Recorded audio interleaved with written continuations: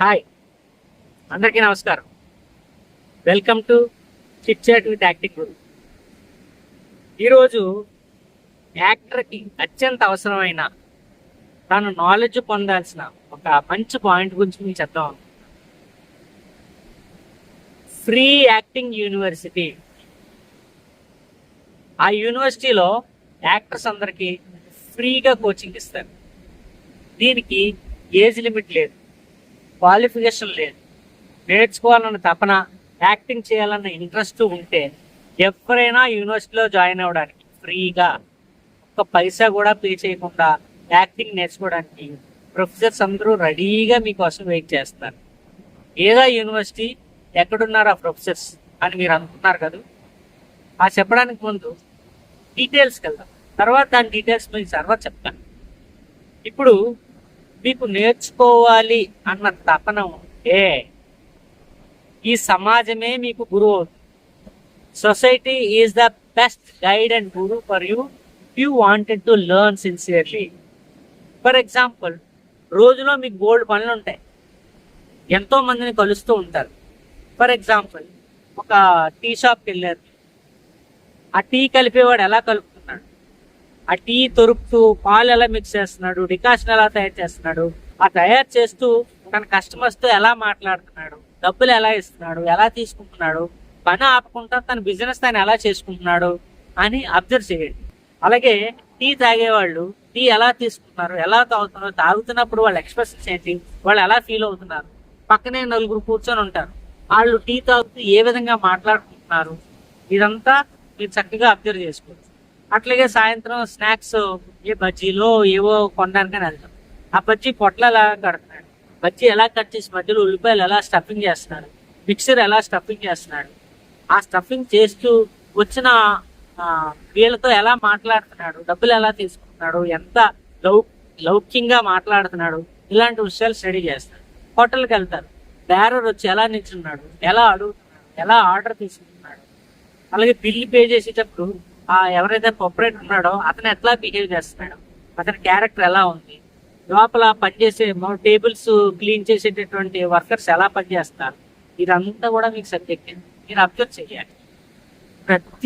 ప్రతి ఒక్కరి వల్ల ఏదో విషయం నేర్చుకుంటూనే ఉంటారు. ఏదో విషయం మీ మెమరీస్ అనే బ్యాంకులో డిపాజిట్ అవుతూనే ఉంటాయి.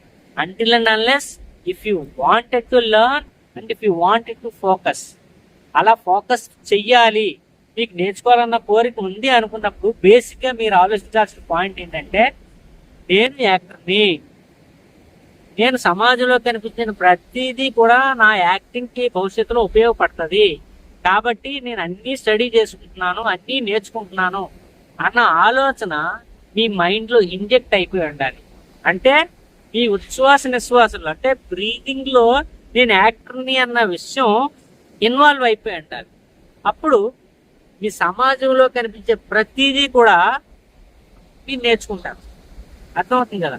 ఫర్ ఎగ్జాంపుల్, రాజకీయ నాయకుడు ఎలా మాట్లాడతారు, పార్టీ కార్యకర్తలు ఎలా బిహేవ్ చేస్తున్నారు, మీటింగ్ ఆర్గనైజ్ చేసేటప్పుడు వాటి ఎట్లా ఉన్నారు, ఆడియన్స్ ఎలా బిహేవ్ చేస్తున్నారు, ఒక పోలీస్ ఆఫీసర్ ఎలా బిహేవ్ చేస్తున్నాడు, ఇలాంటి విషయాలన్నీ కూడా మీరు అలా మైండ్లో ఆలోచించుకుంటూ ఉండాలి.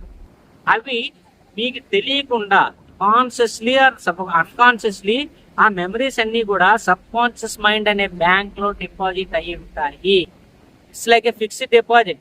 మీకు ఎప్పుడైనా యాక్టింగ్ చేయాలి అనుకున్నప్పుడు ఈ మెమరీస్ లో ఏదో ఒక మెమరీ మీకు వస్తుంది. దీన్ని ఎమోషనల్ మెమరీ అంటారు. దీని మీద ప్రత్యేకంగా ఎమోషనల్ మెమరీ గురించి ప్రత్యేకంగా సెపరేట్గా ఒక వీడియో అయితే నేను చేస్తాను. అయితే ఇప్పుడు మీకు అర్థమైంది కదా, ఫ్రీగా నేర్పించే యూనివర్సిటీ ఏంటో, ఆ ఫ్రీగా నేర్పించే ప్రొఫెసర్స్ ఎవరో మీకు అర్థం ఉంటుంది కదా. Society is the university. సొసైటీలో ఉన్న వ్యక్తులే మీకు ప్రొఫెసర్లు, మీకు నేర్చుకోవాలని తప్ప. కాబట్టి అవునండి, ఎంతమందినని మనం గుర్తుపెట్టుకుంటాం అని మీకు ఒక డౌట్ రావచ్చు.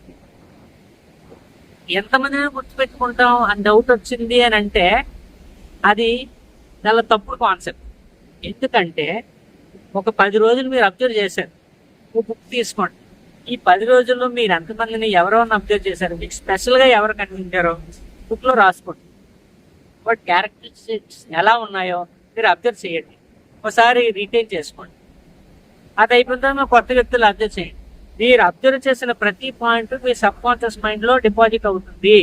మీకు ఎప్పుడు అవసరం అవుతుందో ఎమోషనల్ మెమరీ అనే కాన్సెప్ట్ ద్వారా, ఆ ఫిలాసఫీ ద్వారా మళ్ళీ మీకు అది అచ్చువిచ ఈ 4 మార్గాల ద్వారా వచ్చిన నాలెడ్జ్ మీ యాక్టింగ్లో మీరు అప్లై చేసుకోవచ్చు.